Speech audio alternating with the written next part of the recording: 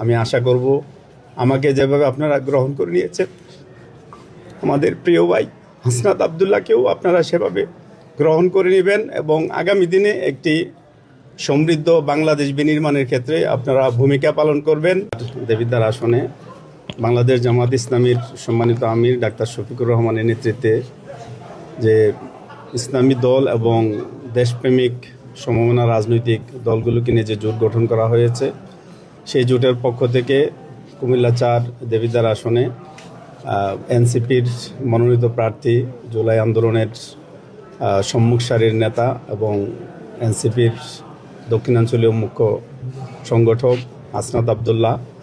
মনোনয়নপত্র আমরা জমা দিয়েছি। কেন্দ্রীয় সংগঠনের সিদ্ধান্তের আলোকেই আমি দেবিদ্বার আগামী দিনে একটি নতুন দেবিদ্বার হিসেবে উপহার দেওয়ার জন্য কাজ করে গিয়েছি। যেহেতু সংগঠন একটি বৃহত্তর স্বার্থে একটি জোট গঠন করেছে, সেহেতু আমি সেটাকে হাসি মুখে মেনে নিয়েছি এবং আমাদের শতভাগ প্রস্তুতি থাকার পরও কেন্দ্রীয় সংগঠনের সিদ্ধান্তকে আমরা শ্রদ্ধা জানিয়ে জামাত ইসলামী এই আসনে মনোনয়নপত্র জমা দিইনি। তো আমরা আমাদের এই জোটের মনোনীত প্রার্থী হাসনাত আবদুল্লাহকে বিজয়ী করার জন্য কেন্দ্রীয় সংগঠনের নির্দেশনার আলোকে আমাদের সকল দায়িত্বশীল এবং কর্মী যারা বিগত সময়ে দাঁড়িপাল্লা প্রতীককে বিজয়ী করার জন্য আপনারা কাজ করেছেন, আমি আশা করব আমাকে যেভাবে আপনারা গ্রহণ করে নিয়েছেন, আমাদের প্রিয় ভাই হাসনাত আবদুল্লাহকেও আপনারা সেভাবে গ্রহণ করে নেবেন এবং আগামী দিনে একটি সমৃদ্ধ বাংলাদেশ বিনির্মাণের ক্ষেত্রে আপনারা ভূমিকা পালন করবেন। পাশাপাশি আমি আপনাদের পাশে আছি দেবিদ্বারের প্রশ্নে এবং ন্যায় ও ইনসাফ ভিত্তিক সমাজ গঠনের প্রশ্নে।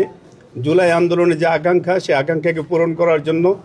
আমি আরও বড় ধরনের স্যাক্রিফাইস করার জন্য প্রস্তুত আছি। আপনারা আমার জন্য দোয়া করবেন, আমি যেন আপনাদের সাথে থেকে আগামী দিনে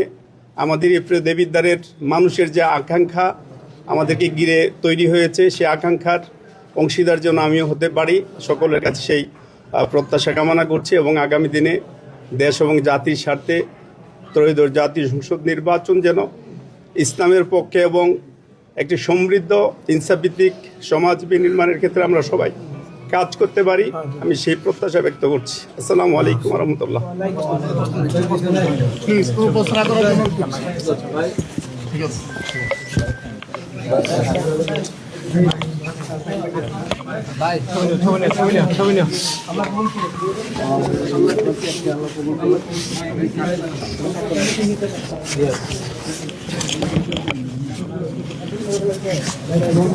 তোর কাছে